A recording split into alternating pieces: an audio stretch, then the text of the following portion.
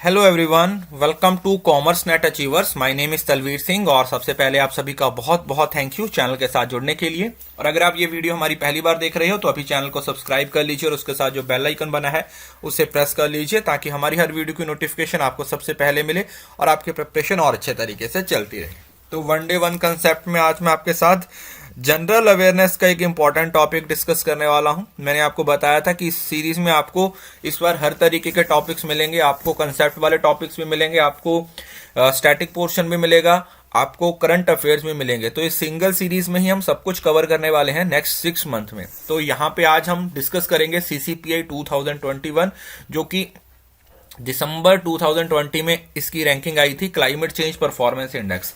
यहाँ पे आपको काफी सारी चीजें इंपॉर्टेंट हो जाती हैं क्योंकि ये क्लाइमेट चेंज से रिलेटेड है। पेरिस समिट आपको पता है जो 2015 में हुई थी, COP21, तो उससे रिलेटेड भी काफी सारी चीजें पढ़ेंगे। तो ये वीडियो काफी इंपॉर्टेंट होने वाला है, तो अच्छे से देखिए क्योंकि लास्ट में आपको 7-8 क्वेश्चन भी देखने को मिलेंगे, उसका आप आंसर कीजिएगा। उसके साथ साथ आप अनअकैडमी पे सब्सक्राइब कर सकते हो Talveer S referral code use करके। मैं वहां पे पूरा पेपर 1 प्लस पेपर 2 कंप्लीट करवा रहा हूं। आपको पता है प्रॉपर टेस्ट सीरीज और PYQ सब कुछ वहां पे हम प्रोवाइड कर रहे हैं, तो आप इसको सब्सक्राइब कर सकते हो। इस कोड से आपको 10% का डिस्काउंट और अपने क्रेडिट्स यूज करके आपको 10% का एक्स्ट्रा डिस्काउंट मिल जाएगा। क्योंकि अभी रिसेंट कोर्स स्टार्ट हुए हैं, तो अगर आप अभी सब्सक्राइब करते हो तो डेफिनेटली आप टाइम पे अपना पूरे का पूरा सिलेबस कवर कर पाओगे। यहाँ पे आप मेरा रेफरल कोड यूज करके अप्लाई कर दीजिएगा, आपको 10% का डिस्काउंट है वो मिल जाएगा। इतने सारे एडवांटेज हो जाएंगे। और उसके साथ आपको पता है कि अब तो हर रोज शाम को 7 बजे और सुबह 7 बजे 2 क्विज होते हैं। जो सुबह 7 बजे क्विज होता है वो कॉमर्स और मैनेजमेंट के लिए होता है, और जो शाम को क्विज होता है वो पेपर 1 का होता है। सो बी श्योर कि आप इन क्विजेस को दीजिए क्योंकि ये सारे क्विज क्या होते हैं, ये बिल्कुल फ्री क्विज होते हैं। तो इसका जो कोड है वो आपको हमारे टेलीग्राम चैनल पे मिलता है क्विज से आधा घंटा पहले। टेलीग्राम चैनल को ज्वाइन कर लीजिए। टेलीग्राम चैनल का नाम है कॉमर्स नेट अचीवर्स। 39,000 के करीब सब्सक्राइबर हैं। ये बिल्कुल फ्री है, हर PDF वगैरह आपको नोटिफिकेशन यहीं पे प्रोवाइड करवा दी जाती है। ओके, सो बात करते हैं climate change performance index CCPI 2021। अगर आप यहाँ पे नोटिस करते हो तो इंडिया को 2020 में जो रैंक मिला है, 2020 की रैंकिंग है, वो 10th रैंक मिला है। ठीक है, कितना रैंक मिला है? 10th रैंक मिला है। ठीक है, इसको आप सही कर लीजिए, इट इज 2000, ये आपका 2020 की रैंकिंग है। ठीक है, 2020 की। तो यहां पर जो इंडिया को रैंक मिला है वो कौन सा रैंक मिला है? वो 10th रैंक मिला है। और इससे पहले जो इंडिया को रैंक मिला था वो 9th रैंक मिला था। तो थोड़ा सा क्या हुआ, इंडिया नीचे गिरा है एक पोजीशन से, और जो पहली 3 पोजीशंस हैं वो खाली हैं, कोई भी उस टारगेट को अचीव नहीं कर पाया। और जो चौथे नंबर पे है वो कौन है? वो स्वीडन है। और इंडिया 10वें नंबर पे है, मतलब टॉप 10 में आ गई है। अगर आप देखो यहाँ पे इसके पोर्शन को पढ़ें तो इंडिया रैंक 10th इन CCPI क्लाइमेट चेंज इंडेक्स 2020, मतलब ये 21 की रैंकिंग बन जाएगी। और वैसे 2020 मतलब किसी भी तरीके से बोल सकते हो, 20 के लिए है डाटा और 21 में प्रेजेंट किया है। India for the second time in row continue to remain in top 10। India लगातार 2 साल से, मतलब पिछले साल हम 9th पे थे, इस बार हम 10th पे हैं, तो टॉप 10 में है। इंडिया की पिछले साल जो रैंकिंग थी वो 9 थी। For the India second time in row it secure 69.93, मतलब ये जो 100 में से रेटिंग होती है ना, इंडिया को 63.98, मतलब 64 याद रखिएगा आप, 64 से 0.2 माइनस। अब इसके 4 अलग अलग इंडिकेटर्स हैं, उसमें इंडिया को सभी इंडिकेटर पे हाई रेटिंग मिली है एक्सेप्ट रिन्यूएबल एनर्जी। ठीक है, अभी ये आगे पढ़ेंगे। उसमें इसको मीडियम परफॉर्मेंस का की कैटेगरी में रखा गया। ओके, सो ये इसका स्टैटिक पोर्शन है, इसी तरीके से याद करना है। ये कुछ इंडेक्स है, अगर देखा जाए तो चौथे नंबर पे स्वीडन है जिसको 74.42 है। ये इतना याद करने की जरूरत नहीं है, आपको इंडिया का पता होना चाहिए कि इंडिया को 63.98 नंबर मिले हैं, स्कोर मिला है, और रैंक कितना मिला है? 10th मिला है। अब अगर हम CCPI के बारे में पढ़ें तो काफी इंपॉर्टेंट है CCPI को पढ़ना। इसको पब्लिश कौन करता है? इसको एक जर्मन वॉच है जो न्यू क्लाइमेट इंस्टीट्यूट है एंड क्लाइमेट एक्शन नेटवर्क है, वो हर साल पब्लिश करते हैं और ये पहली बार कब पब्लिश हुआ था, 2005 में, तो ये इस बार इसका 16वां एडिशन था। It is an independent monitoring tool for tracking the climate protection performance of 57 countries and European union. तो 57 कंट्रीज है और यूरोपियन यूनियन, और ये वो कंट्रीज हैं जो तकरीबन 90% है ग्लोबल ग्रीन हाउस एमिशन का रीजन है। अब यहां पर अगर इसके क्राइटेरिया की देखी जाए तो मैंने आपको बताया था कि 4 कैटेगरीज हैं और उसके 14 इंडिकेटर हैं।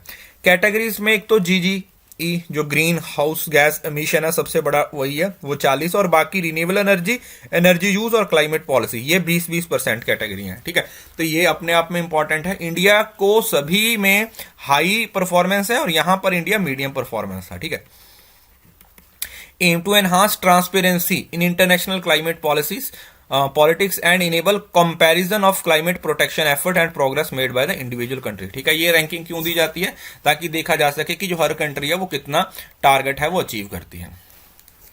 टॉप 3 रैंक वाज एम्प्टी, पहले जो 3 रैंक थे वो एम्प्टी थे, as no country had met the criteria. उसको मतलब फर्स्ट 3 रैंक के लिए जो क्राइटेरिया है उसको कोई भी कंट्री मीट नहीं कर पाई। Only 2 G20 nations, UK और India are among high rankers in CCPI which cover the year 2000। मतलब जो G20 nations है उसमें सिर्फ इंडिया और यूके आया, और बाकी हैं वो बहुत खराब हालत है, और USA है वो सबसे लास्ट में है, रैंक लास्ट, जो कि लार्जेस्ट हिस्टोरिकल पोल्यूटर है, याद रखिएगा, दूसरी बार इसको लास्ट रैंक मिला है।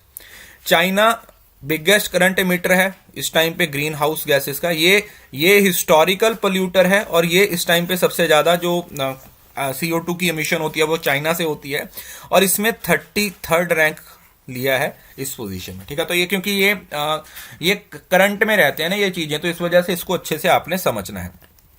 अगर इंडिया की परफॉर्मेंस देखी जाए तो ओवरऑल इंडिया का जो रैंक है वो 10वां है, 63.98 रैंकिंग है आउट ऑफ 100। अगर रिन्यूएबल एनर्जी की बात करें, वैसे यहां पे अंदर तक नहीं पूछाएगा, आपको ओवरऑल रैंक पूछा जाएगा, बट फिर भी इसमें कुछ टारगेट्स हैं। इंडिया को 27 out of 57 countries under this category. Last time India का रैंक 26 था, मतलब पहले 26 था, अब 27 हुआ है। इन सितंबर 2019 the United Nations climate action summit हुई थी, एक UNCAS, उसमें इंडिया ने अनाउंस किया था कि जो हमारा 2022 तक का टारगेट है रिन्यूएबल एनर्जी का वो 175 गीगावाट था, और इसको 2030 तक कितना कर दिया जाएगा, बढ़ा के 450 गीगावाट कर दिया जाएगा। पहले in its INDC intended national determined contribution, India has placed to increase the share of non fossil fuels of electricity by 40% by 2030। India की परफॉर्मेंस के बारे में बोला है कि 2030 तक जो हमारी नॉन रिन्यूएबल एनर्जी है, या हमारी जो रिन्यूएबल एनर्जी है उससे जो हम एनहांसमेंट करना चाहते हैं वो 40% तक करना चाहते हैं। अगर एमिशन की बात करें, per capita emission stayed at comparatively low, India rank 12, यहां पर भी इंडिया ने अच्छा परफॉर्म किया, 12वां रैंक है। अब जो BS6 emission norms है, India moved BS6 emission to control the emission from the automobile. ठीक है, ये आपको पता है कि जो न्यू दिल्ली में इसकी शुरुआत हुई है, पहले BS4 होता था, BS6 emission norms है ताकि जो कम पोल्यूशन पैदा करते हैं। और उसके बाद तीसरा है क्लाइमेट पॉलिसी। अगर क्लाइमेट पॉलिसी देखा जाए तो यहां पर इंडिया ने 13वां रैंक किया है, और क्लाइमेट पॉलिसी के लिए इंडिया के अंदर एक नेशनल एक्शन प्लान है NAPCC, जो आपके सिलेबस का भी पार्ट है 2008 में, जिसके अंदर अलग अलग 8 से 9 मिशन है। ठीक है, सोलर के लिए है, वाटर के लिए है, ग्रीनरी के लिए है, ये अलग अलग मिशन बनाए हैं और उसके लिए जो एजेंसीज हैं वो काम करती हैं। और यहां पर एनर्जी यूज, अगर हम एनर्जी यूज की बात करें तो यहां पर इंडिया ने 10th रैंक हासिल किया है। एनर्जी के लिए India has not only established a comprehensive policy, ये फुल फॉर्म याद रखना आपने, national mission on EEE enhanced energy efficiency, but has also executed successful demand side management programme for consumer and municipal corporation to achieve overall energy saving why gradually mitigate the impact of climate change. जो NMME है ये भी NAPCC मतलब national action plan on climate change का ही part है। तो ये चारों कैटेगरीज में इंडिया ने ऐसा परफॉर्म किया है। रिन्यूएबल एनर्जी में आपने 450 वाला पॉइंट याद रखना है और 40% वाला पोर्शन याद रखना है। सो रिन्यूएबल एनर्जी में हमारा जो 2030 का टारगेट है वो 450 है, और आईएनडीसी है उसके अंदर 40% का टारगेट रखा हुआ है रिन्यूएबल एनर्जी से। एमिशन में हम BS6 पे शिफ्ट हो चुके हैं। क्लाइमेट पॉलिसी के लिए हमारे NAP नेशनल एक्शन प्लान है क्लाइमेट चेंज 2008 में बनाया गया था, जिसके अंदर 8 से 9 मिशन है। और ये जो NMEEE है, मतलब national mission on enhanced energy efficiency, ये भी NAPCC का ही पार्ट है। तो ये था पूरा कंसेप्ट इंडिया के प्रोस्पेक्टिव से, हमने इसको डिटेल में डिस्कस किया। अब देखेंगे आपने इस लेसन को कितने अच्छे से सुना, कितने अच्छे से इसको समझा है। अभी आपके सामने कुछ क्वेश्चंस आएंगे और कोशिश कीजिए वीडियो को पॉज करके पहले खुद आंसर करने की कोशिश कीजिए, उसके बाद फिर मैं आपको उसका आंसर बताऊंगा। So first question, India rank dash in climate change CCPI 2021। India का रैंक कौन सा है? आपको अभी पता है, इंडिया का 10वां रैंक है। मतलब 2020 का, या ये जो 21 का है इसमें 10 है, जो 2019 था इससे पहले है उसमें इंडिया ने 9वां रैंक हासिल किया था। तो 2 कंसेक्यूटिव ईयर्स में हम टॉप 10 में आ गए हैं। दूसरा क्वेश्चन, इंडिया का स्कोर कार्ड कितना है? 74.42, 63.98, 69.42 या 19.75। ऑब्वियसली इंडिया का जो स्कोर कार्ड है वो 100 में से कितना है? 63.98 है। इंडिया ने 63.98 है वो टारगेट को अचीव किया। तो हमारा जो सही आंसर हो जाएगा दैट विल बी 63.98। तीसरा question, India receive high rating on all CCPI indicator except dash where it is categorise as having medium performance. तो जो 4 इंडिकेटर्स है, ठीक है, GGE है, रिन्यूएबल एनर्जी है, एनर्जी यूज और क्लाइमेट पॉलिसी है, इसमें इंडिया को सभी पे हाई परफॉर्मेंस का टारगेट जो अचीव हुआ, बस एक को छोड़ के। वो कौन सा था? आई होप कि आपको याद होगा, मैंने अभी आपको बताया था, that is renewable energy. Renewable energy है, सिर्फ वहां पे हम एक मीडियम कैटेगरी में आए हैं, बाकी सभी में हम हाई कैटेगरी में ही रहे हैं। Dash is the biggest current emitter of green house gases is ranked at 33rd। जो बिगेस्ट करंट एमिटर है, देखो हिस्टोरिकल की बात करें, हिस्टोरिकल पोल्यूटर आपको पता है USA है, और करंट जो सबसे बड़ा एमिटर है ग्रीन हाउस गैसेज का वो कौन है? चाइना, जिसका अभी तक रैंक इस CCPI में कितना है? 33rd। India announced increasing the renewable energy target to dash by 2013 from 175 gigawatt by 2020। 2022 में जो हमारा टारगेट है वो 175 गीगावाट का है, और इसको 2030 में बढ़ा के कितना करने वाले हैं? 450 gigawatt. So 450 gigawatt will be the right answer. 450 gigawatt क्या हो जाएगा? यहां पे सही आंसर हो जाएगा। Next, under the renewable energy category India has ranked dash out of 57 countries. तो जो रिन्यूएबल एनर्जी है जिसमें इंडिया की परफॉर्मेंस इतनी ज्यादा अच्छी नहीं रही है, उसमें 57 में से इंडिया को कौन सा रैंक मिला है? India rank 27। इंडिया को 27वां रैंक मिला है out of total 57 countries. Next, second time in a row rank last and become largest historical polluter and rank at the bottom. लगातार 2 कंसेक्यूटिव साल में सबसे लास्ट रैंक किसको मिला है? USA। आपको पता है USA हिस्टोरिकल सबसे बड़ा क्या है? एक पोल्यूटर है।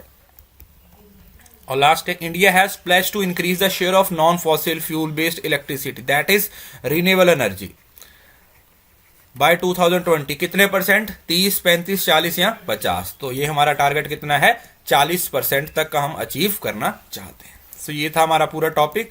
इसके साथ आप सब्सक्रिप्शन पे पढ़ाई कर सकते हो, पूरा पेपर 1 और पूरा पेपर 2 टोटल आप 20% का डिस्काउंट यहां से ले सकते हो। और बी श्योर आप टेलीग्राम चैनल को ज्वाइन कर लीजिए, क्योंकि ये क्लास की PDF आपको मैं यहीं पे प्रोवाइड करूंगा। सो आप इस वीडियो को जरूर से देखिए, इसके नीचे अपनी फीडबैक है वो जरूर लिखिए। देखिए ये टॉपिक अपने आप में कितना इंपॉर्टेंट था, आप लोगों की डिमांड पे मैंने इस पूरे टॉपिक को भी कवर किया और उससे रिलेटेड 7-8 क्वेश्चन भी फ्रेम किए हैं। बहुत मेहनत लगती है इन वीडियोस को बनाने के लिए, नोट्स बनाने के लिए। सो आप अपनी फीडबैक जरूर दिया करो ताकि हमें और मोटिवेशन मिले इसी तरीके की और वीडियोस आपके लिए बनाता रहूं। So thank you so much, see you soon in the next video. तब तक के लिए खुश रहें, हंसते रहें, मुस्कुराते रहें, और हाँ, इस वीडियो को शेयर करना ना भूलें, बिकॉज शेयरिंग इज केयरिंग।